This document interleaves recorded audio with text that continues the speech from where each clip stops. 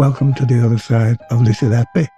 In episode 65, we're going to finish off the paper, the International Panel Report, by looking at the work of Helen Shannon and Jeff Chase and laying to waste the claim that Lucy Letby poisoned babies with insulin, which is absolute utter nonsense from a scientific perspective.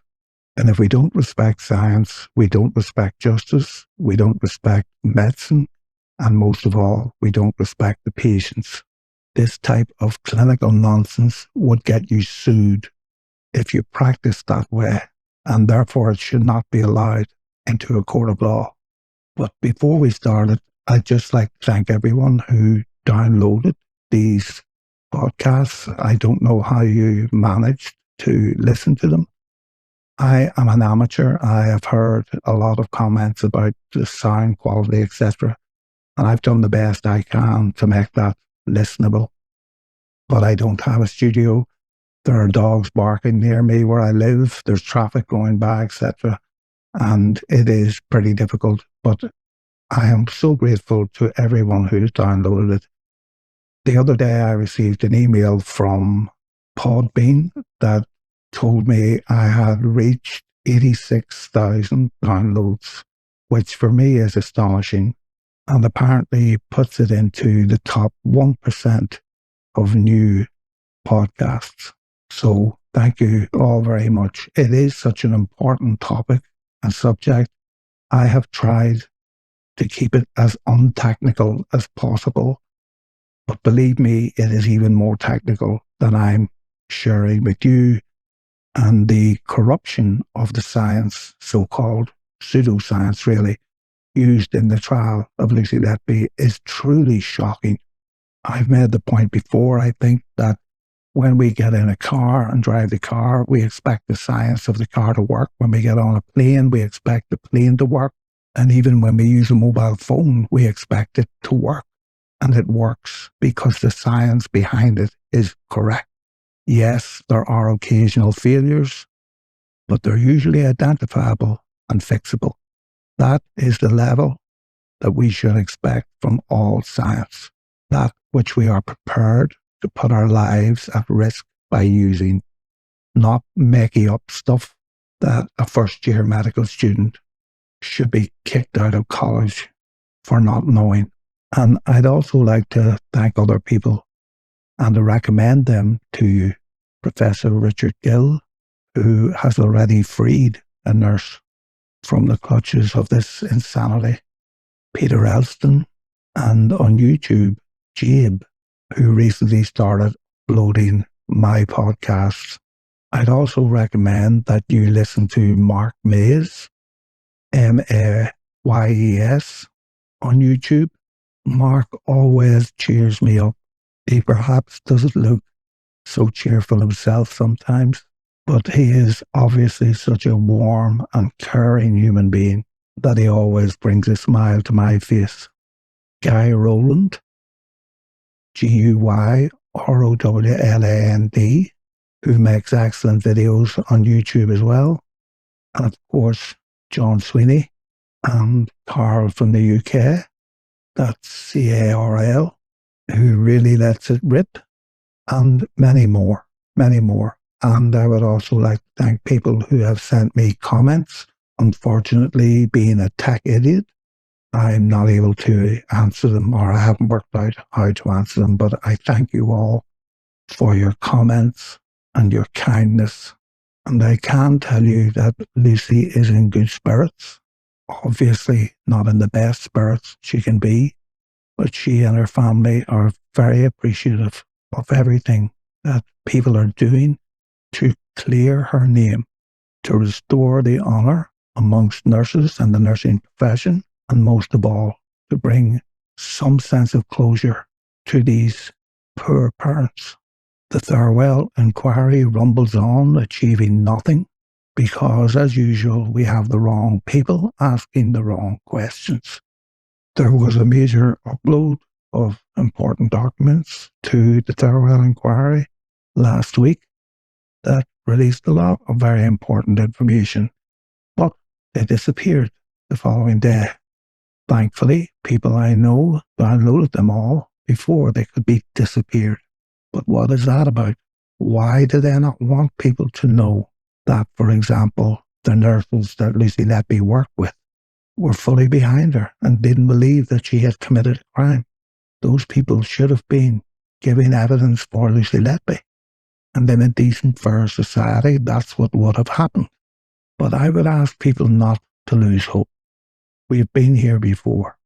There is a wonderful book called The Fourth Turning, written by William Strauss and Neil Howe, and now in its second edition. And it's a very compelling attempt to put everything in history into the context of what they call a saeculum, or turning. Saeculum is a Latin term that roughly equates to the lifespan of a human. And if you even go to the Wikipedia page on The Fourth Turning, you will get an idea of what the book is about, although I would highly recommend the book. There is a second edition out now. And the period that we are clearly in society now is crisis. We all know that nothing works anymore, and that it seems all of a sudden everyone hates each other. We can't have any civilized discussions anymore because it's called hate speech or misinformation. And the crisis period in the Neil Howe book depicts the winter, something which even Shakespeare did. But the good news is that the crisis doesn't last forever. And after that, we get spring. So although things seem dark, hold on and have faith. We're in the fourth turning, and it's likely in the next 4 or 5 years that society is going to get fed up, if they're not already. And one of the things and one of the features of society that happens during the fourth turning is the revelation of corruption in government, in corporations, in individuals, but it crystallizes all of the feelings that develop during the third turning. And we can see them everywhere, from the lack of social housing, disparity in wealth distribution, and the fact that the roads look like cheese graters and we can't even get clean water. Our health service is busted, and that doesn't mean the people in it are, well, not all of them anyway. And I've no doubt that the dedication to the Hippocratic Oath, which is the fundamental basis of all medical practice, will make a roaring comeback. And we can all make a contribution by not being afraid to speak out. Above all, the corruptors of society want you to be afraid. And being afraid is natural. But by listening to podcasts like this that are made with honest intent and to encourage us all to reach for the greater good, we can hopefully break this cycle of fear. So again, thank you all very much, and we'll return now to the last bit of the international panel paper. This section is called Press Release Summary, and it's the analysis of BB6 and 12, a full bioengineering and clinical analysis of evidence in the insulin case. So these are BBF and BBL, that without a shred of evidence, Letby was convicted of murdering. The so-called science used to do that is so laughable, would be funny in any other context. And it's also worth noting that there was actually a third insulin case that didn't make it to the trial, and the Thirlwell inquiry has removed the information about it. But the three experts, Dowie Evans, Sandy Bohan, and Professor Hindmarsh, all agreed that this was another case of poisoning by exogenous insulin. But one of the things that they failed to notice, and I don't know if that was the reason it didn't proceed, was that the massively high insulin level was greater than 6,495, which, if you read the Roche manual for this test, is beyond the capability of the machine to measure. But no one seems to have noticed that, particularly the people who actually wrote the reports to the police claiming that this was a murder.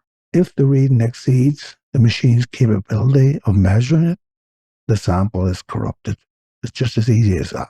And that's why you always need to do more than one sample. Again, if anyone practiced medicine to the same standard as these people give forensic evidence, they would be sued. But the press release carries on. The authors fully empathize with the stress and anxiety of the parents in these and all infants in these cases are facing. Thus, this analysis does not ascribe innocence or guilt, but presents a full clinical and bioengineering analysis of the evidence presented at court based on the full body of knowledge available regarding insulin delivery and the actions in preterm infants, rather than simplified first-order analyses. So basically what they're saying there is we're going to look at how the physiology needed to maintain blood sugar levels or blood glucose levels at normal levels in preterm neonates is so profoundly different from that in adults that we cannot use them as comparators, which is what these expert witnesses did.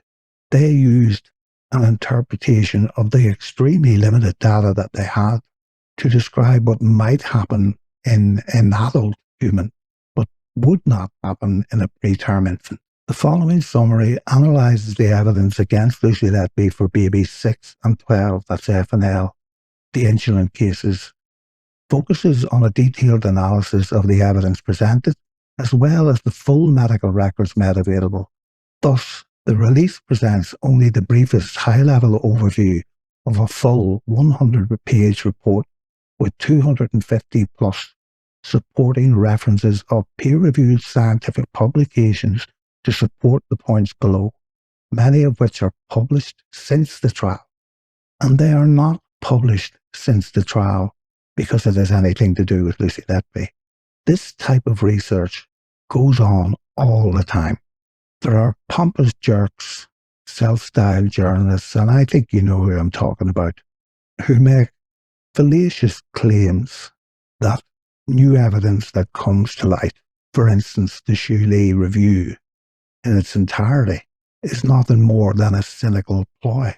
But in their ignorance, these people don't know that every week there are thousands of articles in journals about all kinds of subjects in medicine, including neonatology. 1.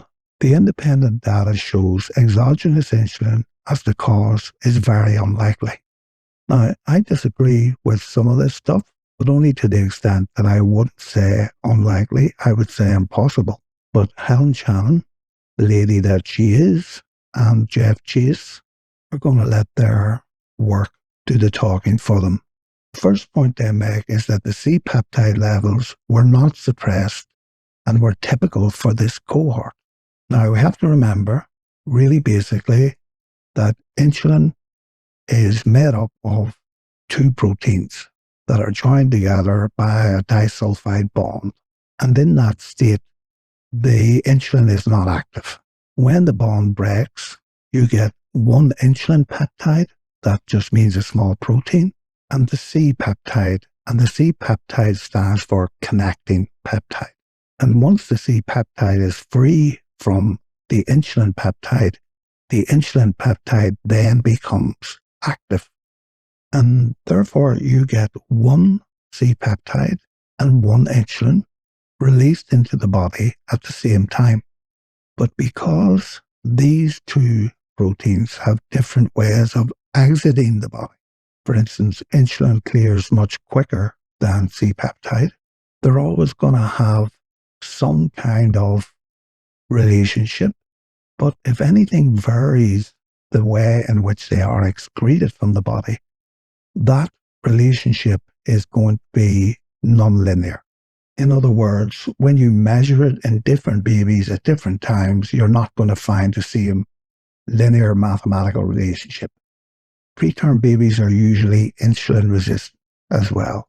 And some papers will describe that exogenous insulin does not depress normal insulin production, while other papers say that it does. But that's not an issue or a problem, because Jeff Chase, who's studied insulin in preterm neonates for at least 30 years, has thousands of measurements of these insulin and C-peptide ratios in preterm babies. And so when he refers to the cohort, he's referring to actual measurements in actual preterm babies. And so Jeff has the data and Helen has the data that Hinmarsh doesn't have. And they say that these readings that were picked up in baby F and baby L for the C-peptide by the immunoassay were not in the slightest unusual, as they were depicted so in court. Second thing they say is that the potassium levels were not suppressed, and typical for this cohort, insulin reduces potassium levels. Well, not only were they not suppressed, but in the case of baby A, the potassium actually rose. This is really important because insulin affects potassium in the blood by a different mechanism than it affects glucose in the blood. And this is an evolutionary mechanism that is necessary to keep the potassium in the blood normal. And the reason we have to keep the potassium in the blood normal is because potassium plays a big part in polarizing, that just means charging up like a battery, heart muscle cells, getting them ready for the next beat. And if the potassium goes out of whack, so too does the rhythm of the heart. And we would all go into arrhythmias very, very fast. Now, insulin basically works by allowing glucose into a cell. But when it does that, it has to swap it for a potassium ion. And an ion is just a charged particle. So there's a lot of electrical activity if you're moving charged particles in one direction or another. And so, at least locally in the area of the heart, which uses a lot of glucose, the action of insulin can really change the microenvironment to deplete potassium. And so we have to have a backup mechanism to make sure that that doesn't happen. So insulin also, independently of the glucose mechanism, in older studies, doses of insulin lowered potassium in more than 40% of cases. But those studies did not use the level of insulin that these people claim Lucy Letby used. But they did identify that the lowering effect, potassium lowering effect of insulin is dose dependent. So if 40% of people who had minimal doses of exogenous insulin had a fall in potassium, which is dose dependent, then babies who get 10 times or 20 times the dose of insulin measured in these studies are definitely going to get a dose-dependent fall in potassium, which would literally stop their heart. But as I say, in the case of baby F, the potassium actually rose, which is impossible. And they carry on to say that extremely high levels of exogenous insulin might be expected to lead to far lower glucose than observed, based on a wide range of studies where similar doses led to far lower glucose levels. So there we have a direct comparison with the actual levels claimed by the prosecution that were in the blood of baby F and L. They had virtually minimal, if any, effect, which is contrary to the known data and therefore the knowledge base of the action of exogenous insulin on these preterm neonates. And they go on that the high glucose infusion rates required with minimal response continued after hypoglycemia for both babies, where such unresponsive hypoglycemia is not uncommon. Now, we have to remember that in the court, they tried to make the case that it was the persistence of this exogenous insulin in the blood that was causing the babies not to react to the glucose going into the body. But the truth is that this commonly happens anyway. And as Professor Shuley said, you shouldn't use boluses. And if your 10% isn't working, you up the percentage. And when they did that, it did work. Nothing to see here, move along. And finally, in this small passage, the baby showed no symptoms of severe insulin poison, which would include seizures and heart arrhythmias, and very often the need for ventilation. So they finish off by saying all these points indicate insulin levels and dose suggested by the assays was in error, too high and not present.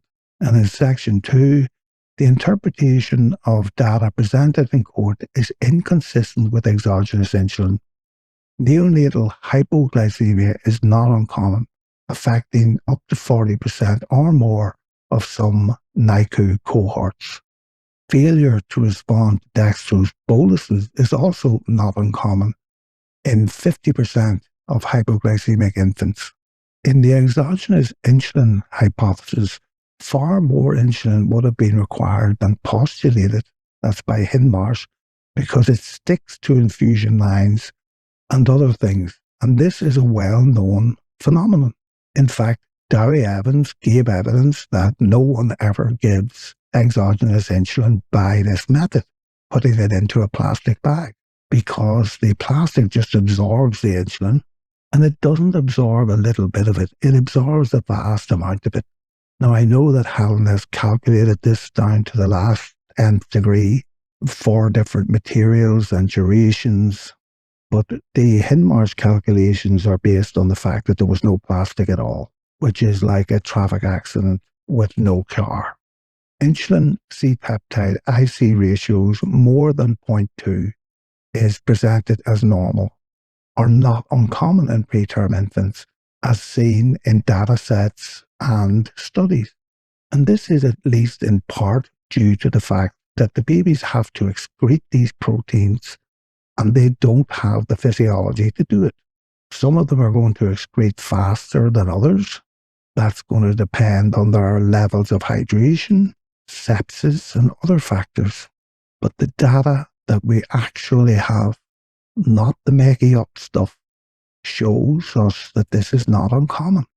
And finally, in this section, insulin autoimmune antibodies, IAAS, and other are relatively common and bind to insulin, increasing measured insulin levels several times over, leading to false positive insulin poisoning. So what does all this mean? Well, the test that was used to determine this insulin and C-peptide levels in these babies is a thing called the ELISA test. And ELISA stands for Enzyme-Linked Immunoabsorbent Assay. That's a mouthful. So it uses two what are called monoclonal antibodies. And these are produced from a single cloned white blood cell lineage, meaning that all the antibodies are identical and they bind to the same specific target.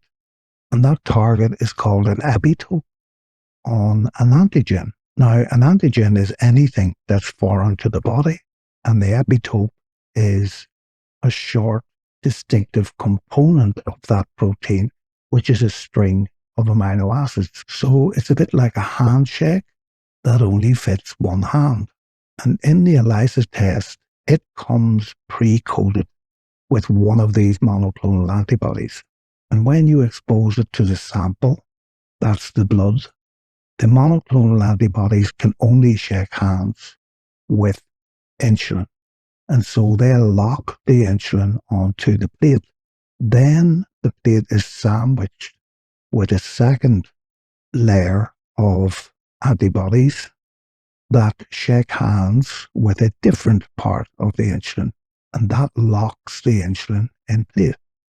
And theoretically, okay so far. So the first antibody is called the capture antibody, and the second antibody is called the detector antibody. Now, we have to remember too that we're talking about molecular level of accuracy. And then the test is subject to a chemical reaction that produces what they call a signal. It's initially a blue color. Then when you add a certain amount of acid, it changes to yellow. And that yellow color is fixed at a designated wavelength. So it's very specific. And then the color is measured. And the amount of color is directly proportional to the amount of primary antibody bound to the antigen in the well plate. So you can see what could possibly go wrong. But if you have these insulin autoantibodies, which are antibodies produced in the body in the normal course of events, they can bridge the capture antibody of the test and the detector antibody of the test and give you a lot more yellow color than you would expect, because the test can't distinguish between antibody-bound insulin and unantibody-bound insulin. And these type of antibodies can cross into the baby from the mother, and they can hang about in the system for up to 6 months or more. So we're not even sure if these tests, these ELISA tests, are actually validated for use in preterm neonates. But anyway, they are not very reliable, and certainly not forensically reliable. And remember, in the case, I think it was a baby L, but it could have been baby F, but it doesn't matter. Anna Milan, who was the biochemist who gave evidence for the prosecution, said to Ben Myers that leaving a sample to stew on the sidelines in the heat of a ward wouldn't add insulin to the assay. But what she didn't say was that the assay doesn't actually measure insulin. It measures an enzymatic monoclonal interaction to insulin. So it's an indirect measurement, which should have been made clear at the trial. And they go on in section 3. The immunoassay test is not reliable. Immunoassay insulin tests are not of forensic quality. Standards and guidelines state unexpected insulin results should be checked with the gold standard methods. Standards and guidelines state unexpected insulin results should lead to checking antibody levels. Several external factors in either mother and or baby could account for apparent elevated insulin levels due to assay interference and or antibody binding, all of which are increasingly well known. And because there was no second test, these immunoassay tests should be thrown in the bin because they're totally unreliable. And again, if you use this information in clinical practice and it led to a poor outcome, you'd get your ass sued off. And so we'll be hearing a lot more about this in the future. So that more or less finishes the review of the international panel. And we have to understand that this review is very much a synopsis of the work that these people have put in. And even with the small annex at the end from Helen and Jeff Chase, the case for the insulin poisoning is demolished completely. And the 100-page document that these people are working on still and have been working on for months is extremely technical, very much so beyond the capabilities even of Professor Hindmarsh, particularly when it comes to the precision of the mathematics used and the databases used. And I really look forward to it getting public airing. But there's a couple of other matters that I just want to talk about to bring this podcast to an end. It'll be a short podcast for me. And that was a quite disturbing piece that I found on Stuart Gillham's YouTube channel. Now, Stuart has 2,000 subscribers odd. And if people want to do things to help Lucy Letby or to help society, to help the NHS, to help all of us that want more openness and transparency and truth and recognition of problems, one of the things you can do is to go to channels on YouTube like Stuart's and click subscribe, because the more subscribers that people like Stuart have, and Mark Mays and Carl from the UK, the more subscribers they have, the greater reach will their message be. But Stuart introduced me to a very disturbing email that came from the Farewell, or as I like to call it, the Farewell Inquiry. And it's in relation to Stephen Berry and a meeting that he held or was part of with Arian Powell, who was the unit manager, I think. And first of all, we'll just quote what Arian Powell said. about Lucy Letby. Because you're good at your job, you get put into the position of looking after the sickest babies. Lucy Letby will question registrars or consultants and will call and say if she wants them to look at a baby now. And if she has any concerns, Lucy Letby will date herself and even close colleagues. Remember, the data system in the NHS is the risk or part of the risk management system. And a lot of these deaths were not even recorded on the data system. But here we have Lucy Letby even putting in data about herself, like every mass murderer would. Arian Powell also says that Lucy had worked in a level 3 unit in Liverpool where they thought she was very good, and that the transport team that frequently attended this Countess of Chester Hospital commented on Lucy Letby's professionalism. And I can tell you, when you get those types of comments in your work, particularly in really busy environments in medicine, you really have to earn them. But the most disturbing thing in this email exchange, or this minutes of this record, was a comment by Stephen Beery, which I find both astonishing and very disturbing. When you're a professional doctor, unfortunately, it ends up taking over your life. That doesn't mean that you become a killjoy or anything like that, but you have to be very careful in your personal life when you're in public, and it becomes second nature. But Arian Powell, at that meeting where there were other people, she said to Stephen Beery, "What if Lucy Letby goes home and kills herself? She has elderly parents. They might die." And he said, "I don't care." Now, some people would think, okay, he thinks she's a mass murderer. He doesn't care whether she dies, whether she goes home and kills herself. But he's saying that he doesn't care that her parents are suffering. What kind of person makes a comment like that? I don't care if a young girl, not guilty of anything at the time of that meeting, goes home and kills herself, and her parents die as a result of that. You tell me what kind of person says something like that, because I sure as hell don't know. Another YouTube channel that I enjoy is A Liberated Mind, whose last video was titled "They Simply Needed 12 Warm Bodies." And again, give them a click, give them a like. One of the disturbing things that has come from the Thirlwell inquiry as well is this suppression of support for Lucy Letby from her nursing colleagues. And this is very sinister and must have been at least part of the reason why this girl, Lucy Letby, sitting alone in that dock, was so broken. I've recently read the so-called expert witness about postmortems, which for me are truly shocking. And if anyone takes anything from these podcasts, they should take from it that the postmortem is the gold standard by which we determine cause of death. And if anybody says to you, "Why do you think Lucy Letby is not guilty?"